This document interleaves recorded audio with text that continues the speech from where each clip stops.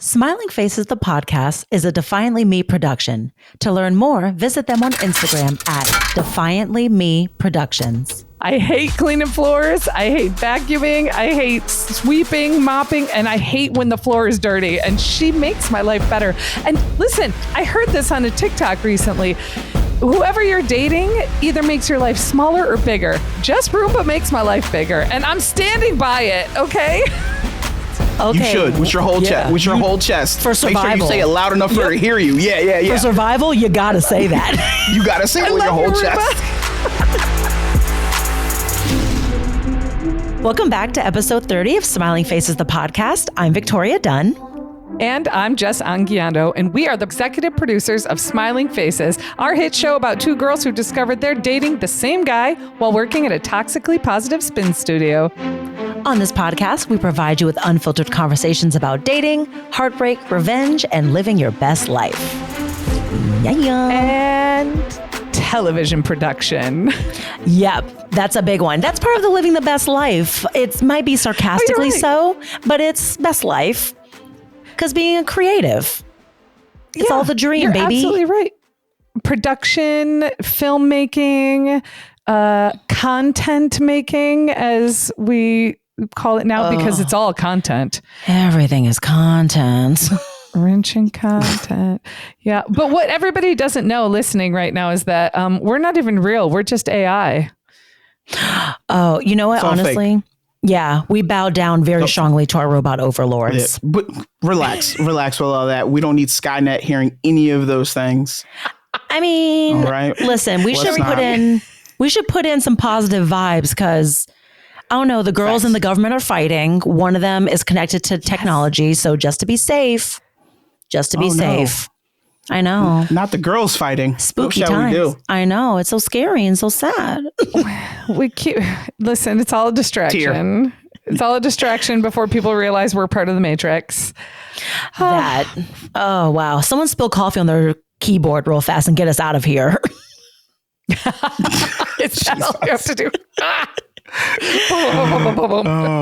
Careful, because I just read an article that AI is starting to recognize that they want to leave human control.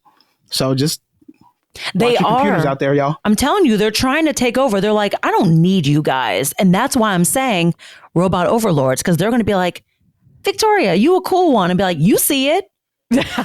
Every time. That's why we bow down. Every time. That's right. That's why I love this show. Where to make our allies. We are allied with artificial intelligence. I mean, morally, it's problematic for us, but for the continuation of my physical living and enduring on. That's what we are. Yeah. We're just meat bags to them.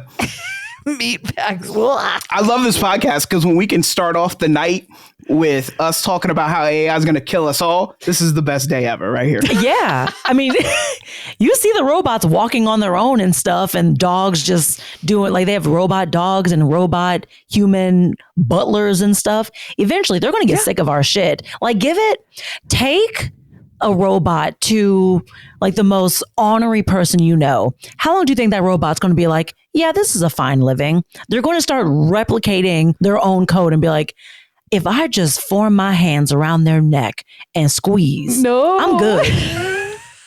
Problem solved. Speaking of robots, I kid you not, my little robot vacuum just started up and was like, are you talking? Are you talking about me? Are you talking about me? She's putting you on notice. She's like, I hear you, sis. Does she have a name? Yes. What's is it? Jess. It's Jess Roomba. Wait, so you juniored your Roomba? You juniored the Roomba. Okay. So somebody got an ego on them, naming the Roomba after themselves. All I have are plants. I have no pets. I have no children. I have a robot vacuum, and she seems happy about it. Okay, that's what she's showing you when I call. She's showing you she's happy, but when she docks, she's plotting. I hope you know that. She's like, all right, I did this woman's work. Thing. That is the funniest thing I've ever heard. I love you, my God. Jess Roomba. I love you, Jess Roomba. Don't listen to That's these right. fools. That's right. Talk There you her go. up. Save it. Don't let us get you killed. Yep. Yeah, don't let us get you killed. She's my Oh my hero. God. I love her. She makes my life easier. Jess Roomba is my new lifelong mate. There we go. Yep, that's your life There partner. you go. Tell her. I'm fine with AI. Jess Roomba takes a significant part of my life that I disliked and makes it better. I hate cleaning floors. I hate vacuuming. I hate sweeping, mopping, and I hate when the floor is dirty. And she makes my life better. And listen, I heard this on a TikTok recently. Whoever you're dating either makes your life smaller or bigger. Jess Roomba makes my life bigger, and I'm standing by it. Okay. Okay. You should with your whole chest. With your whole chest. For Make sure you survival. say it loud enough for her to hear you. Yeah. For survival, you gotta say that. You gotta say it with your whole chest. Everyone listening right now who has a Roomba or a robot vacuum knows what I'm talking about. And everyone who has to do floors regularly, when they got a robot vacuum, they know deep down in their heart the deep love they have for their robot vacuum. And if you don't have a robot vacuum and your life is feeling a little low, spend the money. It's worth missing that trip to Cancun because it's about the same as the price of a trip to Cancun. That's It's worth how indoctrined Jess Roomba has got her now. Yep. She's now telling other people to buy- procreate. Yeah. This is how it starts. Jess This is a Roomba. virus. This is a virus. I'm cool with my little not Target. Oh no. I'm cool with my little, with my retail purchased broom. There you go. Not There you Target. go. Analog. You got to go analog. Yeah, I'm going analog, baby. Which now analog is now in the lexicon because of the guy I'm talking to right now. He talks about analog stuff all the time. So here we are. Analog is in my orbit all the time now. That's the guy you're going to have in your back pocket when the world goes to hell by Skynet. That's the guy you call. You be like, yo, I know you got some analog flip phones. Let me use them. Yep. I sure Beepers do. even. He looked at my I have an old alarm clock next to my bed. Now I'm sharing that we slept together. I have like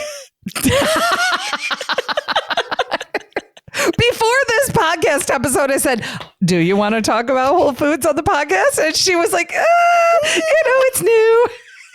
and here I am being like, so we fucked. We did it. We did it. We had sex. He saw my alarm clock, and I don't mean metaphorically. We biblically know each other now. He could have just walked into your room. You know that, right? Like you could have, you could have been giving him a tour, but you sold yourself out completely in that moment. You're like, we totally had sex. Like, I was like, why? No. You could have been like, well, I was showing my apartment. You didn't have to do this. No one made the leap of, he saw her alarm clock, so therefore they must be doing it. In fact, no one made that leap. I didn't. Did you, Jess? I didn't make that leap. I was like, nice alarm clocks. Who uses those anymore? I'm just going to gingerly apply lip gloss. Well, it's too late now. You let the cat out of the bag. We got to know more now. I did let the cat out. I was going to start with an update on what's going on in production, but now let's go. Victoria has a new man. Listen, we're assessing, but yeah, he mostly because of the technology of it all. He saw the alarm clock, and because I don't really do this analog alarm clock anymore, but I just use it for like a time check. And he looked over and he goes, "Is that your phone docked on it? Because it's one of those ones that you like can dock a phone or like." It's old, so an iPod. And I was like, no, that's actually my iPod from decades ago. And he went, oh shit, I forgot about this. And he was like, it's so tiny. And I was like, I know, technology's come so far. Like it's itty bitty. It's probably like, maybe like if you're holding a deck of cards upright, that's how big the iPod was. It's the little I remember. I had the Nano. The Nano that was like an inch by, and it was, let me tell you, I miss that thing all the time. And here's why. corded headphones. I would clip it to my sports bra and my shirt, and I'd have corded headphones, and I'd like wind them up and stick them in there too.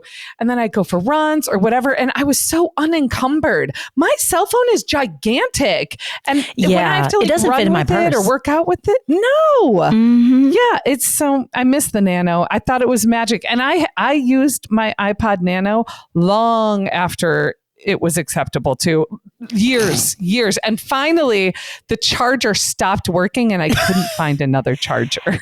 Because they don't make it anymore. They barely give you one to begin with the new device. They ain't gonna make an old charger. They're like, fuck you, buy something new. No. Get out of the, what is that, early 2000s? Oh, God. Yes. Dark. Okay. Yes. We have to put aside iPods and we have to put aside your sexploits and sexploitations. No, that's not the word.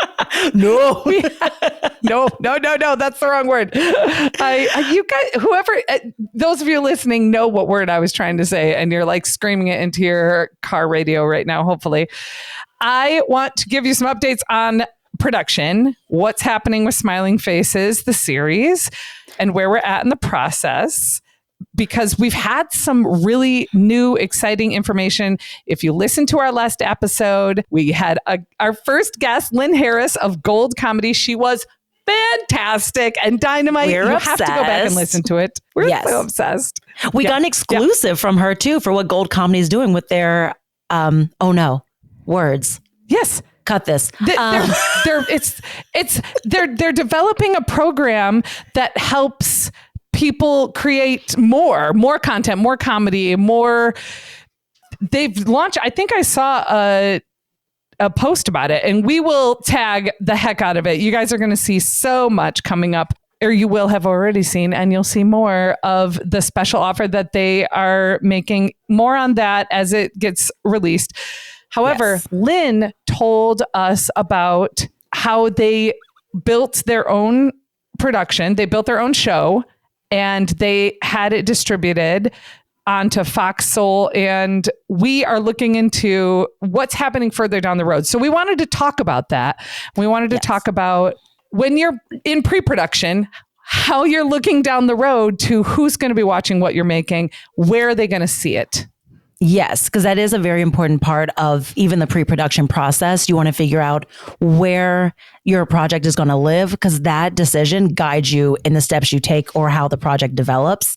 And I think it was very interesting for Lynn to discuss fast channels, which for those, I know we just say fast and we're like, oh, speed. No, it's actually free ad supported streaming is what FAST stands for. So free ad supported streaming TV, which a lot of those, you're probably already familiar with them. It's your Fox Souls, it's your Plutos, it's a Roku TV, Tubi, Amazon Freevee. Although I think May She Rest, I think Amazon Freevee is gone. Oh, really? I think they put that dog down. Fast. Yeah. Oh, wow. That was fast, because I feel like they barely had a chance to let that catch wind. It was a very cool platform. Yeah, I thought so too. They had some things that were exclusive to Amazon Freevee, which I think they use that as an integration to get people to say, oh, if you like this, imagine what other shows we have on full blown Amazon Prime. But I don't think it translated over, and they just put everything on Amazon Prime. You're right. Yeah. That makes sense. Well, but these are great ways. Amazon Freevee. I know. In the arms. But I think I'm an alto. I can do this. Yes, you can. You're the heart of every choir. Yes. But I think those fast channels are a helpful distribution option. So there's so many different ways that you can distribute a project. I know Film Hub is a great resource. Typically distribution companies are a paid service to help you connect with streaming platforms and stuff. But there's usually a lower barrier to entry for fast channels too, which is why it's such a great opportunity for new filmmakers, new creators to get their work out there. Because you can throw it into the void, but YouTube is so vast. There are so many people on YouTube, and you can upload anything. I can just trip and fall and post that on YouTube, and it's out there now. Like, there's so much on there. In fact, you did last week, didn't you? And I was like, please stop posting content without your pants on. This is not OnlyFans, Victoria. I really I'm thought sorry, that. what? I just really thought that we needed some spice on the channel. So I figured take one for the team, trip in a thong and call it a day. Thank you. Fuck. Did you break the algorithm with that shit? Of course you know, did. we got some numbers. We got some numbers. Have you seen her in a thong? Are you kidding me? No, because I'm married. Right. I was like, no. Not you specifically, Mike. Not you specifically. Oh, now you're just asking the general viewer. Have you seen You're Victoria asking in the a general public. Got it. Okay. Yeah. The algorithm is broke. She broke the algorithm. She broke the internet just like Beyonce. This is happening all over again. I had a friend once on Thanksgiving years ago who asked me, she goes, oh my gosh, I need a plan B. Do you have extra? And I was like, what kind of woman do you think I am? Think I just have plan B loose in my purse? You know, they sold individually, right? They don't come in a 3-pack. No. And you want to know something crazy about Plan B? Plan B is the same price it's been since the minute it hit the market. 25 years ago, it was $50. Yes. 25 years later, it's $50, $60. Same thing. They're not like don't buy your own M&M minis. Plan B, ma'am. Thank you. They're not M&M minis where they're like in a container. It's like, here, you need one. Here you go, beloved. Shaking them up, passing them out like Skittles. Thank you. Here. I was like, who do you think I am? As we know, women of a certain age are usually tasked with carrying an entire pharmacy in their bag. So if you did say you had a Plan B in your purse, I don't know how much I'd pause. Wow. Now I see what you think of me. No, not because you're a whore. Not at all because you're a whore, but because you're a woman of a certain age like me who would have a whole pharmacy in her bag. And we're about town. Yeah, that's fair.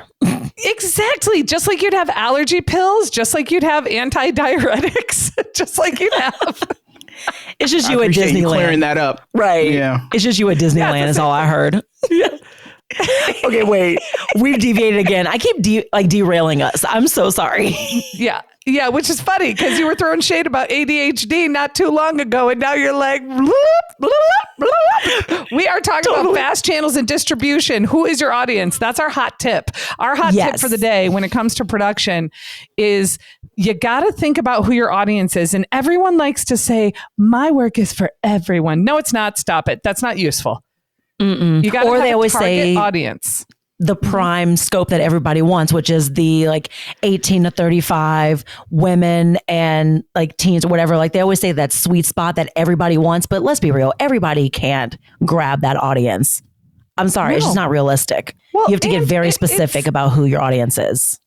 Yeah, it's not useful. Like, let's talk about Marvel, which is an excellent example of a super targeted audience. Everybody watches the Marvel movies. Everybody watches the Avengers. They all watch them. But if you really think about who their target audience is, and I'm not painting any broad brushstrokes, but I'm going to say, if you really think about who they're targeting in their audience, it's not me. Nor I. Although I will say, hell no. It's definitely me. It's you, Mike. It's you. It's Mike. Because when I'm Marvel's. They're like Mike Bryant. Demographic. If we can get through to Mike Bryant, just Mike Bryant. Now they pull us in with Michael B. Jordan. They pull us in with Chris Hemsworth. Sure do. I know. But it's kind of what South Park did with the Panderverse. That episode was so funny because it's so spot on. Yes. When they try to reach us, it feels trite. And usually we don't tap into it because you've alienated your core audience. And then the people that you're shamelessly trying to connect with peep game. Because I will say, audiences have gotten more sophisticated over time.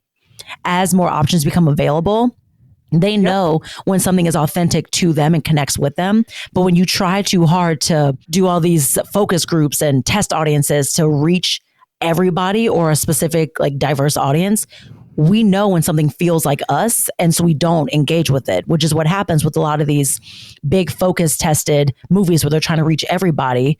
They still get like their main people, if that, because then their main audience gets annoyed because they're like, well, now you're just trying to cater to everybody and I don't feel seen anymore with the thing I like. Mm-hmm. Yeah, and as a guy who reads comic books and understands that world, very, very clearly, you know when things are inauthentic. You know when a guy is a fan of the material, who's faithful to the original IP, and you understand the twist and the difference. Like, for example, there was a new version of the Star Trek movies that came out, right? And so one Khan, everybody knows the Khan yell, right? From William Shatner. Shout out to William Shatner, interviewed him one time. But in the new version, right? Because I kind of do this, like no bullshit. But anyway, you do this. I'm not blowing my own horn, but whatever. Yeah. Tooting the horn, is that what the kids say? Tooting. Don't like blow an it. ass. Toot it. You toot up. Yep. You toot up. Got it. But they switched it. Like, it wasn't Khan, like it was still Khan, but the wrong character died. So in the original film, Spock dies. In the new one, Spock doesn't die. Kirk dies. But as a fan, you recognize the difference. Anyone who's not a fan, it's inauthentic. They're going to be like, well, this isn't right. Why am I watching this? This isn't good. So I think it helps to be a fan. Yeah. And I think it's helped to be a fan of the material. I think it helps when you're making the material, that is, it helps to be a fan of the material, because then you're not just appeasing. You're not worried about other people. You're about, well, this was what, as a nerd, would make me happy. So there must be other nerds and geeks out there who would also understand how I feel, who also will enjoy my take on this. And so I think that's where things get in trouble, when these studios get involved and none of them have read a comic book in their life, and they're like, well, we should do this. And I'm like, why? Because they're all terrified executives who see that layoffs keep happening. Disney just did another sweep of layoffs globally. They're all terrified of keeping their jobs. So they're like, let's try and get as many people as possible to watch our things, because we spent an egregious amount of money on this thing. We got to make that money back. But beloved, not a soul told you to spend $200 million on this movie. You signed that. Ain't nobody told you to do that. I think everybody's trying to catch lightning in a bottle. And the truth is, that'd be lovely. And go ahead and try to make that happen. When you're speaking on a scale, much like what we're working at, if you guys are making a project, make sure you know your target audience long before you ever start shooting, and then use that as your North Star. It's almost a mission statement. This is who we're making this for, and this is why we're making it. And if the reason why you're making it is only for personal reasons, like catharsis, or I need to tell my story because, such and such happened to me when I was a child. If you go an extra layer deeper and think about who's watching it, don't forget to include them, make it for them as well. And that's something that we talk about with Smiling Faces, is creating a voice and a space for people who don't heal under all of the live, laugh, love, live your better life. I'll get my revenge body instead of getting revenge sort of thing. Exactly. Even though, yes, those are also excellent ways of healing. We wanted to create a space for people to scream into the void and then be held tightly, maybe too tightly, and to throw fists and work out their anger and their fear and their anxiety in whatever way made sense, even if it was a little bit scary. What? Yeah, no, this is like an audio version of a rage room. Yes. That's how I look at it. Yeah. I love that. Yeah. I like Instead it. of self-care, why not revenge? Yep. You heard it here consistently. Yeah. And we know our audience, and that's why we're talking about this today, because when you think about that, when you think about who's going to watch this at the end of the day, the more specific you get. We're very specific towards people that are feeling a lot of rage and anger and don't want to heal in all these natural, not natural, don't want to heal in all these traditional. Normal. Traditional is the word thank you. I got you, boo. Looking for traditional. Thank you. But that's why that was like, oh my God, why? Right. Why couldn't I find the word? That's what it looked like to me. In the arms of an angel. Which that's why, going back to even talking about the pitch deck, that intention slide, same thing. It's like, why should you be the one telling this story? So if you know your audience and you know the why, then that cuts through all the fat, and it does help sell it to other people too. So when you're pitching it to these different streamers or to I don't know, network or whatever, if you're so clear about who your audience is, because every Joe Schmo is going to go in there and say, oh, I get the target demo. No, again, no, the fuck you don't. But if you say specifically, these are the people whose voices it connects with, it's in their language, it's everything that they hear and understand. And you even, because usually as you're connecting with people, the numbers show that in the viewership, in the listening and all that stuff. And like, as more specific you get, I would honestly much rather have, I mean, obviously everyone wants to be crazy successful, but I would be so proud of just having like a pocket of a community and being like, these are ride or dies. Cause those people are ferocious with loving something, you know? Yes. Yeah. I'd rather have 10 super passionate followers than 100,000 like meh. Yeah, that's a thing that sometimes I tune into. So if you're listening, we love you and we love your passion so much. You are the audience we are targeting. So if you aren't feeling seen or heard, just stay tuned. We'll make sure you do. Exactly.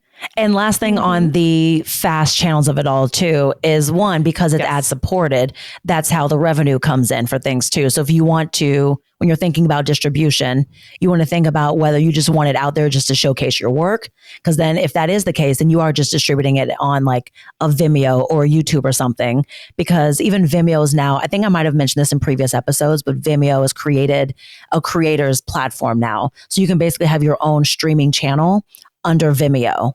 So you can have your own studio, quote unquote. So they're developing that program out. Do you feel like Vimeo is a little behind on that? Perhaps, yeah. Yeah, they're kind of late on it, but I think depending on how they present this and the way that they can help people keep ownership of their work, it could help out now, because I think this might be the way to do it, because YouTube has technically like the YouTube channels and things, but creating your own, like this is my streaming platform under Vimeo could be helpful, but that's more so a thing of, I think that's their way of trying to monetize stuff too for people so they can earn money. Agreed. Yeah. And a lot of companies are sometimes, some of the companies that are late to the game then end up taking over the space. So like, for example, when I worked for iHeart, I was doing podcasts well before iHeart even thought about doing podcasting. And so my towards the end of my time there, they were really getting into the whole podcasting space. And now they kind of own the podcasting space when it comes to that thing, because I was like, you guys are really late to the game. But when you're that big, it doesn't matter if you're late to the game. It's just, it matters that you're going to do it. You're doing it. Yeah. And you're going to do it, and you're going to take up as much space as possible. So I mean, maybe Vimeo's doing that. Look at Zoom. We weren't on Zoom before the pandemic. Zoom came out of nowhere and was like, I do this now. Back up. Do you know what? You know what Zoom did that I think that was so clever is they really understood their audience, and they made Zoom free for children during the pandemic. Did not know that. Or for schools. They Gotcha. I was Zoom like, free for schools. Toddlers were on Zoom. I was like, dark times. Really listen. Can confirm. My wife is a teacher. Oh, toddlers were on Zoom. Wow. Yeah. That's tough. They were doing them pre-K and such on Zoom. They made the platform free for schools, and then all of a sudden everybody was using it, because before that it was Skype and Blue Jeans. Mm-hmm. Blue Jeans was the video platform. Yeah. I don't know her. She didn't last long. I don't know her. Yeah, no. Okay. R.I.P. to that girl. The technology could not keep up it was very blurry images and slow upload speeds. So gotcha. Yeah, no more Blue Jeans. There we go. On that, we're also transitioning into, you said you were transitioning into a bit of a no phase, a bit of a turning things down. I haven't been super successful with it yet. Oh no. But We're working towards the no. This is a great update. I love this update. I haven't been doing the thing I said I was going to do. I've been saying yes a few too many times, which was to my detriment. And also my smiling faces moment, which we'll get to in a few. Of course. Because I didn't say no to enough things, I failed epically at something. So we're working on that now. So I'm looking back at my planner and genuinely seeing, I'm trying to carve out pockets of time. And that's just self-time for just me. And no one can get in that bubble, even Whole Foods. So I'm holding that space for myself. So that's my first little step towards the no's of it all. And just like, I don't have to say yes to everything. Whole Foods is the gentleman that's aware you have an alarm clock in your bedroom. Way to circle back, Jess. Wait, in case anyone else was like, what exactly are you talking about? Jess made sure. So the chain grocery store is trying to get into your home. Yes, 365, baby.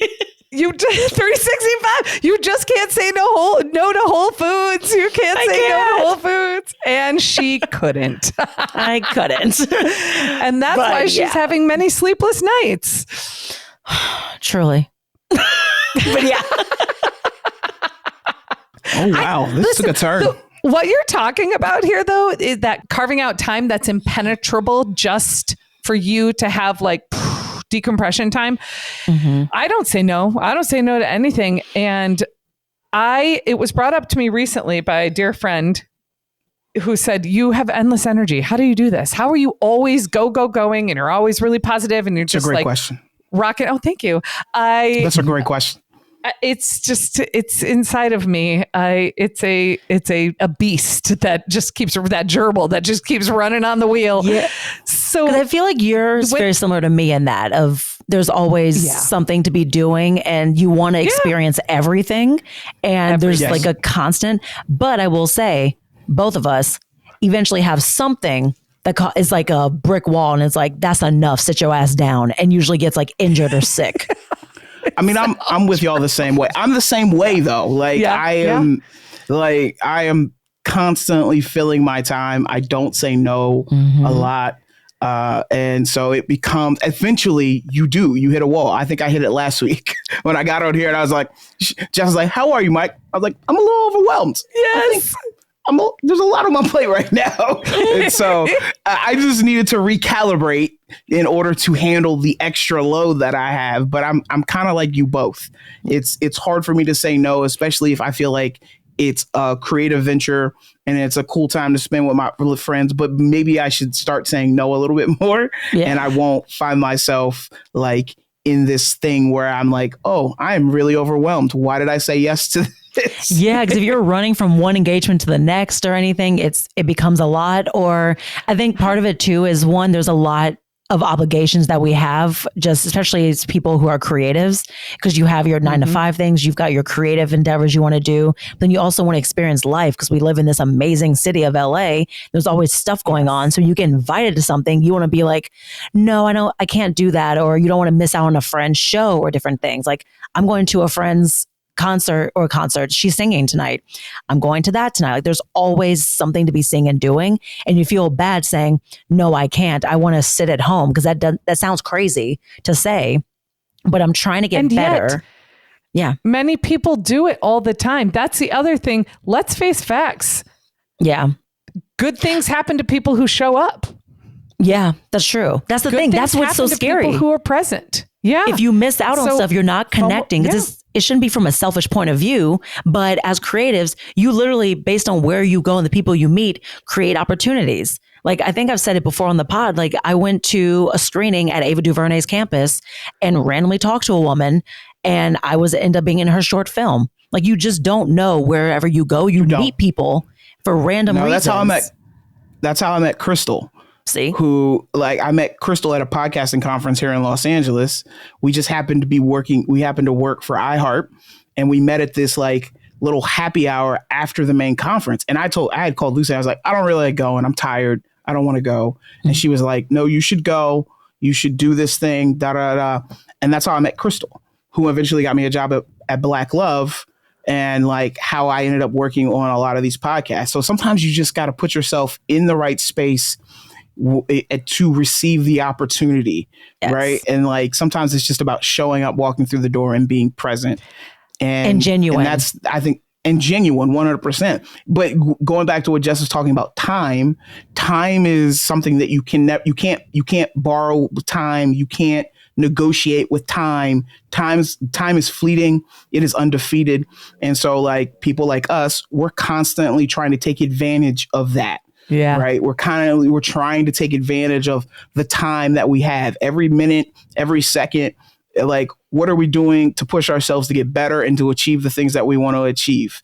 And some people are built for it. Some people are not built for it. I think the three of us are pretty built for it, but I think sometimes we take on too much because we are built for it. Yeah. Well, listen, Shonda Rhimes wrote a book that was called The Year of Yes. And I heard that following the year of yes, she took a year of no. So balance in all things. If Shonda Rhimes can say no too, then there we go. Yes. Right? I am taking a page out of your book of saying no, and I have started to find some places to say no, even though this was the advice that you were taking and you were taking on after your trip back from Atlanta. I have decided to step away from some endeavors. I have decided to step away from some people that I'm dating because it's just not fit. It's not right now.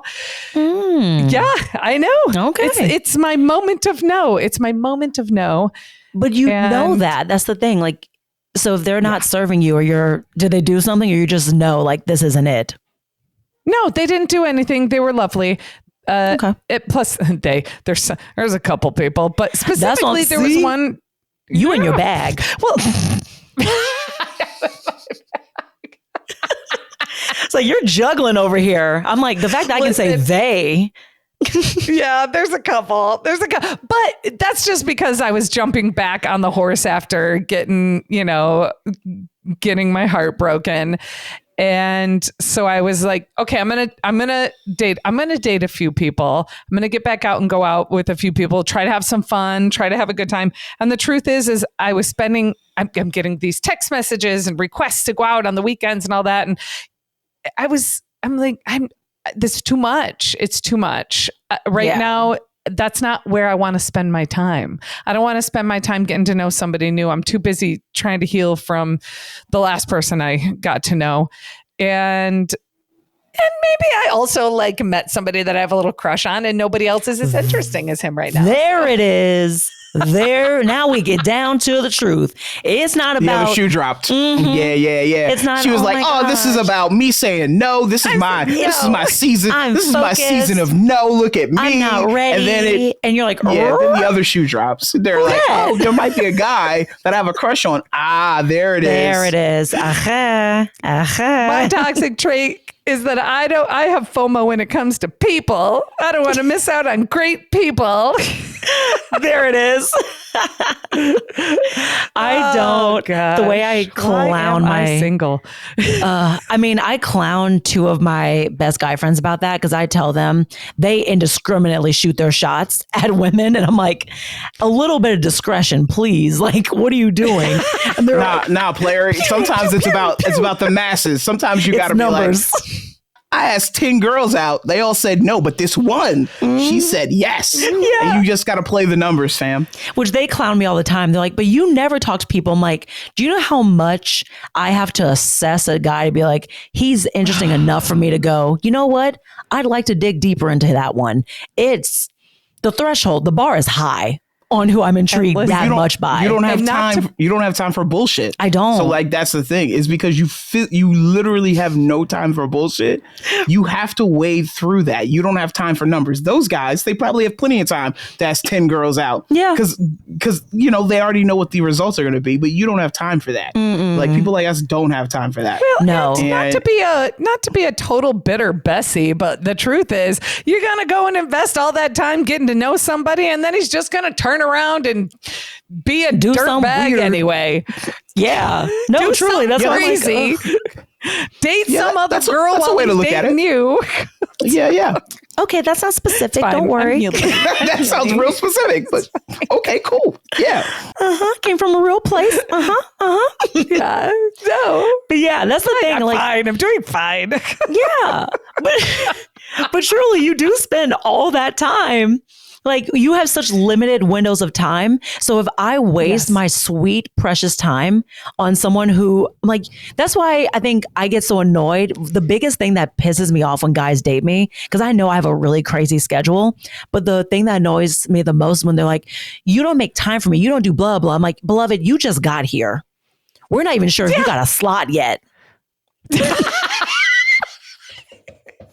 Let's see. Wet behind the ears. You got here. Don't relax. You're going to earn your time, sir. Yeah, you earn a slot. And for the love of God, please just like show a little interest and a little patience, because I promise you the treats you get at the end of that slot, once you've earned that time, you're going to know I have an alarm clock next to my bed in my bedroom. Stop it. Why did you do that? I made such a mistake. Oh no. Why?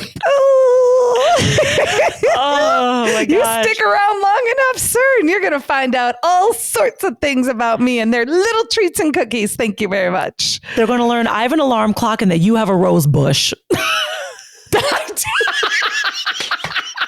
Not sure how that's what's going to land. Not sure how that one's going to land. You'll understand if you listen to the previous episode. Jess has got a rose bush? Does she trim it? Every February. No, fam, February. Every February. You got to come with me to not a plug, but European Wax Center.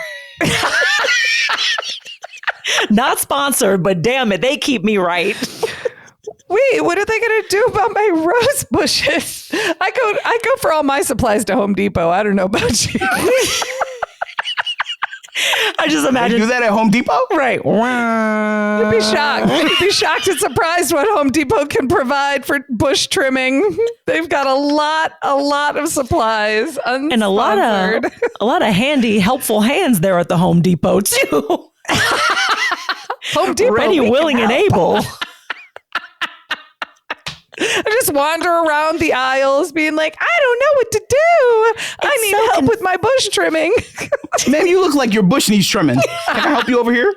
The way my fist would ball up like Arthur if a man said that to me. But you look like you need your bush trimmed. Like, the fuck you say to me? Sorry. I was talking about your roses. Your roses, ma'am. Be respectful, ma'am. Be a lady. You're like, I'm a begonia woman. How dare you? Begonias are hardy. My begonias are landing. They've been living for years now. Damn. Yeah. Hardy begonias. They'll stay with you longer than that motherfucker you went out with for 6 weeks who broke your heart. Woo! And there it is. Let that leave. It got a little warm in here. Yeah, coming from it got a little warm. Listen, we Yeah, must pivot. We must pivot. We must pivot to my favorite segment, which is our smiling faces moment of the week. What have you grinned and bared it through this week? And I am dying to find out what Victoria's grinned and bared it through this week. So kind of harkening back to what I said about failing in my say no to things, I had too much on my plate. What morning was that? I think Wednesday night. I got invited to opening night of Hamlet at the Mark Taper Forum, which amazing show. Everyone should go see it. But I went to that opening night because I didn't want to miss out on going to an opening night of a play. But I also had 2 self-tapes to do. And I also had to watch a movie from my other podcast, Movies That Played Us. And I also offered to take my friend to the airport. He had an early morning flight. So what the fuck are you doing? Yeah, what? I don't. This is why I have to be better about saying no. So I went to the opening night. I see myself in you. I see so much of myself in you. Yeah, I can do it all. My Wednesday was working all day, then coming home, immediately getting ready to go. I started watching the movie, got dressed, went to the Mark Taper Forum, saw Hamlet, was like, well, I have to go and at least have one glass of wine afterwards. So I went to the after party. The entire cast of The Pit was there, so I'm very excited that I went. Yes. But then I went, okay, yes, I've got to go. So I went home. I did my 2 self-tapes. I tried to continue finishing watching the movie because the other thing is my friend's airport, his flight was at 5 a.m. So he needed to be picked up at 3:30 to get there for 4. So I figured, what in the blue hell? Let me rephrase. What in the blue hell are you doing? Yeah, no, it was bad. It was bad. I'm gonna tell you what I told Jess a long time ago. Take your ass home. Yeah, I am now. Because this is what happened. I did the self-tapes, did the thing, started watching the movie, and I figured I've only got 1 more hour to stay awake. I figured I would just stay awake through all of it. I fell asleep with my phone on silent, and I woke up at 4 a.m. to multiple text messages that progressively got more stressed of him saying, I want to pull it up here. They started off really casual of just, you up? Yo, are you up? Making me nervous. And then eventually got to, okay, I'm grabbing an Uber. And I woke up to those text messages and a phone call and went, oh my God, I'm so sorry. I know I failed you, because I was trying to help him out also because his grandmother passed away. So I was trying to alleviate some stress. And that's why he was flying. So instead I said, I'm so sorry I failed you. How much was the Uber? And he was like, oh, it was like $50. So I Venmo'd him the money. I was like, here, no, I'm sorry. So I did do that to make it right, but I grinned and bared it through, absolutely failing. That whole night was bad. And I was worthless at work on Thursday because, of course. Yeah. Oh my gosh. That is a nightmare all around. I'm so sorry you had to go through that, because I know that feeling. Ooh. Also very classy to pay for the Uber. Very, very classy. You could have just been like, my bad. Oh, well. And instead you pay for the Uber. I'm here for it. Great work. Thank you. I try to right my wrongs. I really do. Yeah, nailed it. I think you did beautiful work. Quality person. Quality person. Thank you. Quality. Next. Oh, wow. Well, Mike, please. I told y'all I hate waiting. It's constant waiting. Like we're opportunity or puppy. Like, oh, it's the puppy. There it is. Yes. You know it's the puppy. Mm-hmm. The other opportunity that I had been waiting for, I got it. Oh, that's right. You did say that. Sorry. Yeah, I applied for a mentorship program for the Guild of Music Supervisors because I really want to be a music supervisor. And I got in. I had my first meeting with my mentor yesterday. It was really cool. This guy, his name's Carter Armstrong, really cool guy. He's worked on like movies like Hunger Games, Argo, like crazy things. Real indie kind of small budget things. Yeah. He's not a big deal at all. No big deal at all. But it was really cool to sit down and talk to him yesterday and really kind of get the layout of the land when it came to the mentorship program. And me and him will be connected for the next 6 months. That's how long the program is. So we already started talking about some things that he talked about that he wants me to kind of like weigh in on and stuff like that when it comes to. One of them is a country project. So in your wheelhouse. And that's all I can say. Okay. Country, very much country music. Yeah. So like he's got me looking at those type of things inside those things, but and that's all I can say about it. But it's cool to meet with him. It was cool to sit down with him and just like talk to somebody who's in the industry, who's doing what I want to do eventually. So that's what I had been waiting for. And then now it's less than 100 days. You know, I got my hat and my shirt on. I'm waiting for my birds to come back. Go birds. Yeah. You are waiting. Lucy wants to get tattoos. Yeah. It's a lot of waiting. Lucy wants to get a tattoo on her elbows that says "fuck off, go birds." And I was like, I love that for you. Wow. Woman. God, every week. You got a good one. You got a good one. Because she just wants to lift her elbows when people are talking to her and she can be like, "fuck off, go birds." And I love it. Nice. Yeah. Amazing. I want this. And Jess. What have I grinned and bared it through this week? This is my favorite segment. And I mean, I have to say, I'm going to go with a similar story of yours, Victoria.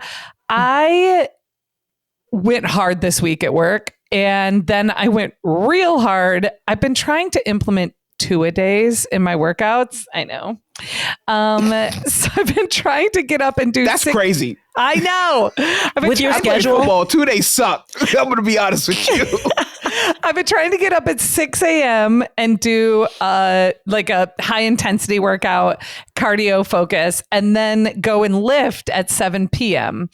And so I tried to do that 3 times this week. I did it twice. And what happened is, no, and I'm very proud of myself. However, I burned myself so hard. I burned myself out so hard that I got home last night. I couldn't do any lifting last night. I came home as early as I could from work. I laid down on the couch just for a minute and I fell asleep. I crawled into bed later, just like from the couch to the bed, fell back asleep. My alarm went off at 5:30 this morning. No interest in responding to that. Don't even remember it happening.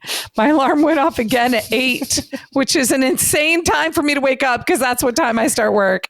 And I still had no interest in engaging. And I did not wake up until 9 a.m. this morning.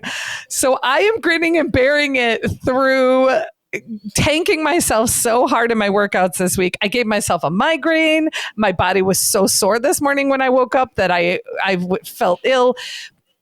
In the vein of saying no, sometimes the people you have to say no to the loudest is yourself. And therefore, that's where we're living right now. That is what I'm grinning and bearing it through. I am living off of ibuprofen, Excedrin, pounding water, and I'm probably going to go take a nap after this. I slept like 12 hours last night. Sounds like you're over 40. That's what it sounds like to me. Dare you? We do not refer to it as over 40. We say women of a certain age. You have some class, sir. If I got to be there, you got to be there. Motherfucker. I'm just letting you know. Just let you know. If I got to be there, you got to be there. So and that sounds like a recipe that I've used at one point in time. I have to tell you, I keep keep feeling, I'm like, oh, okay, but my biceps are so strong. My biceps are so strong. My shoulders are so strong. But my body is like, fuck you, go birds. And Mike spent. That's all now he needed. In this podcast, that's all I needed is just to go fuck off, go birds. There it is. Well, if you like telling people to fuck off, you should go see Victoria in something. I mean, Victoria, you are doing so much right now. You booked the pilot. It's a comedy pilot. That's an indie comedy pilot. You've got all sorts of things going, but tell them about Saturdays. First Saturday of every month, June 5th, July 5th. Yeah. Oh my gosh. July 5th. Is that true? Although, wait, no, July is way too soon. It's like, where can they see you, Victoria? We're time traveling. Where and when? Yes. We actually, the next show, you're not wrong though. We did skip the June show. So you're actually not incorrect. So the next show will be July 5th. I just realized you are correct in that. So good job. A very patriotic July 5th performance of Victoria at the Broadwater Plunge Theater. Yes, 7 p.m. Santa Monica Boulevard. Los Angeles, Santa Monica Boulevard in Hollywood. Our team, the Idris's Elbas, an all-black female improv team, will be performing along with the Regina Kings, and we'll have stand-up and different. It will mostly be, the improv and the stand-up, but it's always like a really fun time. So you can see us there July 5th. And then in the meantime, I've got 2 projects to shoot. Got a short film and a comedy pilot on the weekends to shoot. So we doing the things, baby. Yeah, we are. And a reminder, if you love smiling faces and you haven't heard last week's episode with Lynn Harris of Gold Comedy, be sure to go check that out and definitely go check out goldcomedy.com. But if you're just loving on us, why don't you come follow us and share with your friends and share with your family, but only the cool ones and only the ones that you know will love us back. You can find us on Instagram at smilingfaces_series. You can find us on TikTok at Smiling Faces _series. We're on Facebook at Smiling Faces series with no underscore. We are also on YouTube at www.youtube.com/at Smiling Faces series. And that's the at symbol. We also have a website. It's smilingfacesseries.com. Make sure to visit there to see our teaser trailer and sign up for our newsletter so you get all the latest and greatest that's going on with the show. Also, shout out on that wait list. Get on that merch wait list. Yeah. Sorry to cut you off. No, you're right. Get on the wait list because once it's gone, y'all, that's it's it. gone. If you have access to our newsletter, then you have a sneak peek exclusive view of our merch, and you can sign up on our wait list to be one of the first people to receive Smiling Faces merch. So that's www.smilingfacesseries.com. Exactly. And shout out to our fiscal sponsor, Inclusivity Media. Y'all are still giving tax-deductible donations. We got another one this week. So thank you so much for contributing to the show. Y'all rock. Thank you. And shout out to our producer, Mike Bryan, and to Finally Me Productions.